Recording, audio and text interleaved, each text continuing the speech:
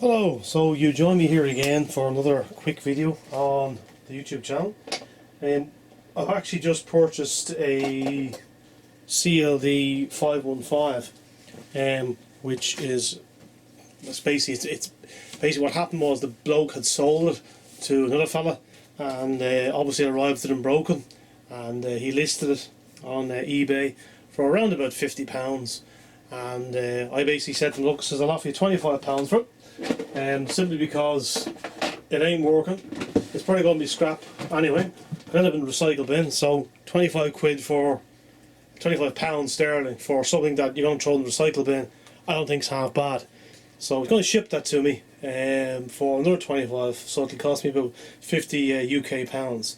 The prices usually from the UK to Ireland are in and around about anywhere from 10, 15, 20 pounds.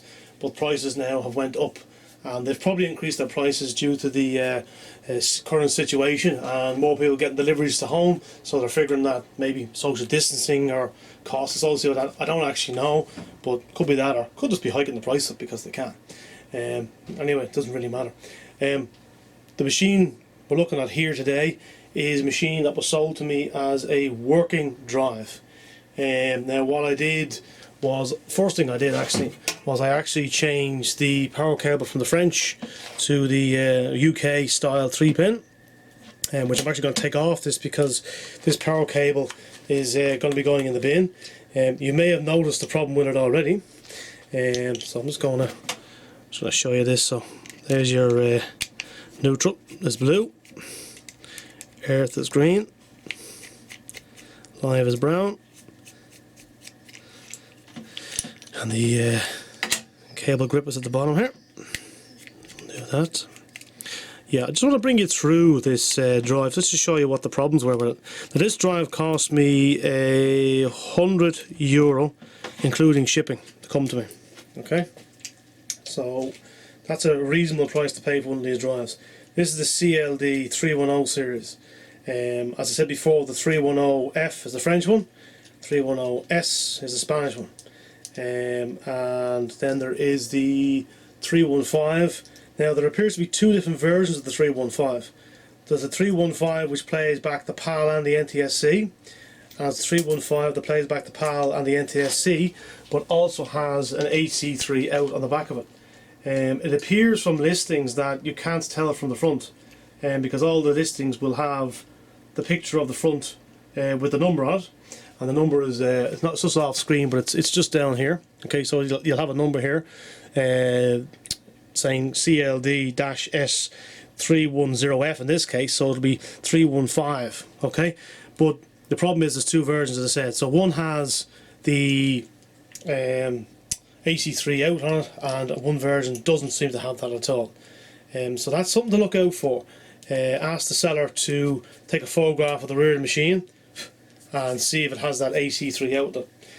All the machines that I have of this series, although there is one I want to check which is a British version of it, which was bought and sold in Britain, but all the ones that I have at the moment, I've got three on the two on the workbench, and one of them I've just fixed. Yeah, so all the ones that I've seen, none of them have digital outlet on them, and none of them will play back at analog PAL disc, but that's not really a deal breaker. There's not that many analog PAL discs anyway. If you're getting into LaserDisc on the the PAL machines, most of them are going to have digital anyway. The later releases, if you want to just mess about with it, just get a PAL machine and a couple of late PAL discs, see what you think of it, and then go down the rabbit hole and go ahead and buy a combo NTSC PAL machine. Now this particular machine only plays back the PAL discs, so there's no digital out on it, but it will output digital sound through the two analog red and white. So anyway, I got this machine. I've taken the power supply out of it, as you can see, because this machine is basically scrap value.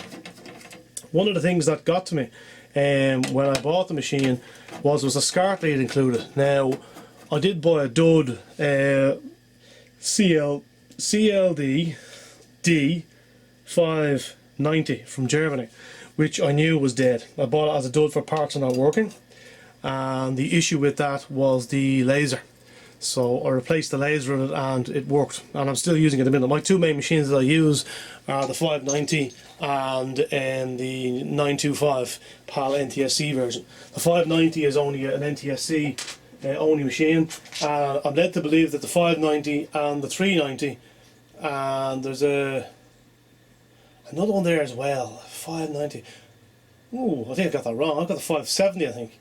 I think the 590. I'm going to verify this now. I've got the 570.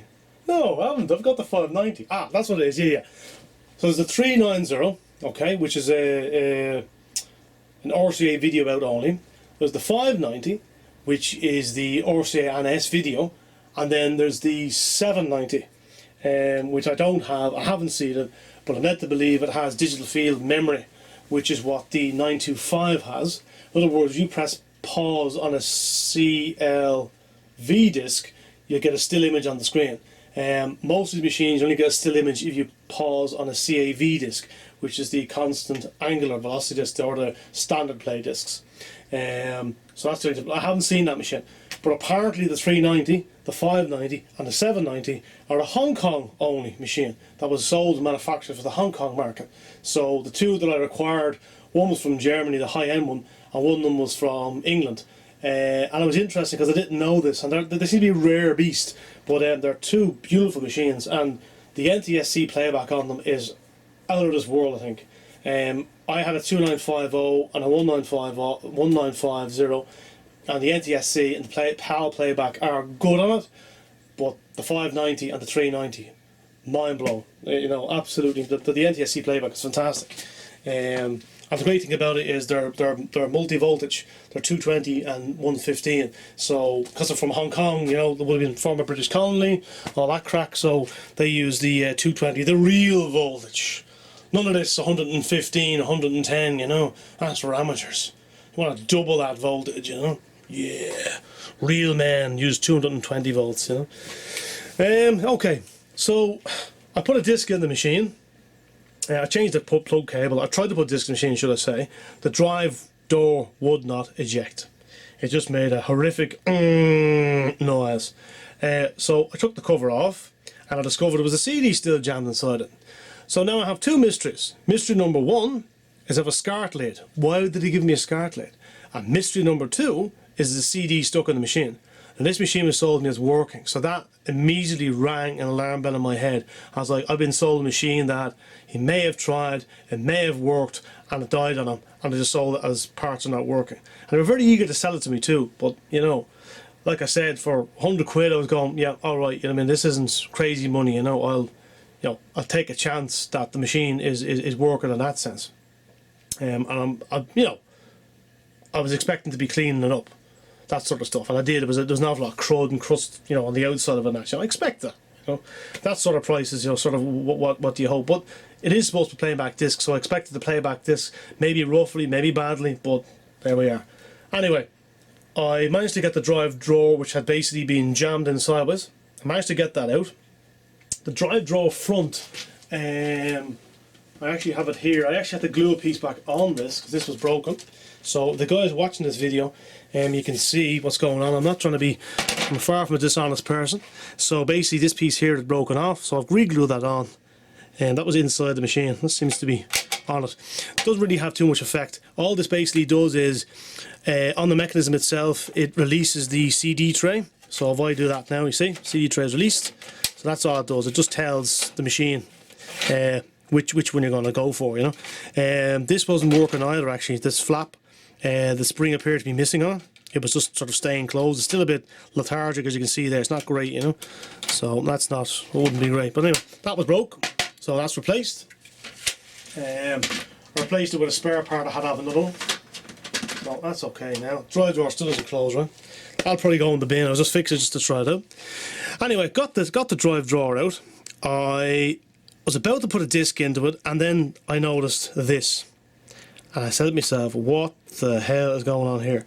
Now, I'm going to bring it up closer to the camera rather than trying to zoom in. Now, see that? That's what you call a bodge job. And there's actually a bit of burn in it too. What's basically happened there is somebody has probably tried to change the power lid on the top of this at some stage. So I'm going to actually just bring it over there a bit. I'm going to bring it up. There's my watering can there. I have this on the floor at the minute on a box because my workbench has another few machines on it there, and I'm just don't want to take them all off just to show you this. See there? That's what you call a bodge worm. There's a bit of a burr mark on it as well. So I saw that when I opened the cover after I got the drive drawer out, because the drive drawer would hide that piece of disaster. So that was the next thing, and that was quite concerning. So I have no idea why the cable was changed. The correct French lead was on the end of it, so I don't know why it was changed, but it was changed. And yeah, that could cause a fire. That if it wasn't me, but somebody else had this machine, it could have well have been, you know, well, might have been a different story. You know, I might not be talking to you right now. Might be somebody else. So yeah, talking from heaven. So that's another problem. Okay, but that wasn't the most serious problem. So the machine did turn on, so I did get the drive drawer to eject. Here's my shoe, hello shoe. So that was good, that was something. Okay, so what happened next? Well, I put a disc in and nothing. H1 error. Spindle motor's dead. So that's the reason why there was a disc stuck inside it. I reckon they tried to play a CD on it. The drive obviously ejected. The CD sled, which is actually missing at the minute. The CD sled moved back and forward, and then it did absolutely nothing. So it did nothing. So nothing. Dead. Alright, so I then said to myself, as I'm curious to see if there's anything on the screen, any other error messages. Usually the H1 error on the front will be on the screen anyway, but I said, look, I'll go around and I'll do that. So again, I had that SCART lead, didn't I? I'll just take this out of the way for a minute. And then I noticed this. So, on the back. You may notice it's off at a funny angle. It's actually totally broken out of its little socket. So this board, you know, if I can take that off of there, maybe I could fix it, but probably not much point. But yeah, there's timber down there, look. There be timber and a poker. Arr. Yeah, so that's the other problem, is the video out wasn't working. So that explains the SCART lead. So now the full picture has come. So what have we got? We have a machine that will not spin a disc. It will not read a disc. It will not spin the disc. So what did I do? Well, I basically contacted PayPal Goods and Services, and I said, look, went through all the stuff of went with now, so spindle motor not working, bodge job repair on the power supply cable here, CD tray drive broken part on it, faulty, broken, video out. And I basically said, look, I'll be fair, I'll go half price. So I basically asked for €47 back of my money, and it was kindly handed back to me, €47. So I paid €47 for this. Lovely jubbly. But, you know, all's not too bad. I have another base part of another machine that was sold to me as working, and this this piece here is broken, and another cog broke too because of what happened with it. I don't know what exactly, but the spindle motor is perfect on that one. So what I'll do is I'll take the spindle motor. I've never done this before actually. I'll take the spindle motor out of this one, put this in the wee recycle bin, and I'll put a new one in here. One thing actually that surprised me is most of the machines I've bought from France are filthy on the inside, and this one here wasn't necessarily any exception. It was a bit dirty, but nothing great, nothing too bad. But this wheel, this here is actually pretty clean, I thought. Remember before we cleaned one of these up, but this one actually looked very, very clean. So it's just something I've actually kind of noticed today. That's very clean. So maybe somebody thought that I wasn't gripping the disc right. That's why it wasn't spinning, because it just refuses to spin this thing. But it's running free, which is what I can't understand. Like, I mean, I gave it a bit of a push and all that before I went ahead with the PayPal thing. So I said, look, maybe it's just a bit stiff. So I'll try that, and nothing. No joy. So we'll take it out of there, and we'll take this whole mech out of here. We have another mech, and we'll change this piece just to see if it's working. Well, we know it's working, so we just put it into this, and we'll have one good one, and we'll have one then for spare parts, because there's a few cogs in the other one that are in good nick and they're working fine. So at least we can get some spares out of it. The board, I've got a few of these spare boards already. There's probably no point in keeping that board. The front fascia, maybe keep that. You know, that's not in too bad nick. But yeah, overall not much point in it. So there you have it. There's the CLD-S310, and yeah, I want to say a big thanks for accepting my you know, partial refund to the guy on PayPal at the end of the day. And as the man said, sorry it didn't work out this time, but you know, I'd be only too happy to buy more of them if people were selling them. They're great fun to play with, and I also want to put this up on YouTube because people might want to play with these themselves and try to repair them. So if I can do some repairs on these machines, you know, learning as I go like most people do, maybe I'll help somebody else out and they'll be able to fix their machine. Most of the diagnostics on this end here now I wouldn't be familiar with. I have actually put an oscilloscope test on one of these boards, and I got a lovely little, you know, reading, and I was like, oh, that's fascinating. Now what's it mean? I don't know, but yeah, I'll have to learn how to use the oscilloscope because that may come in handy for calibration of these machines in the future. That's for certain. One thing I did notice on one of the machines actually was the trim pots that are on them. You know, they're dead handy for, you know, getting that finer calibration. But there's a trim pot, there's these fellas here, these trims that are on here, and the trim on the laser. Never ever trim with them. Never play with them. Never fiddle with them. Never twist them. Just leave them as they are. Best left as they are. These ones here, you can, you know, the tip angle adjustment and the tracking gain and focus gain. Feel free to play with those three.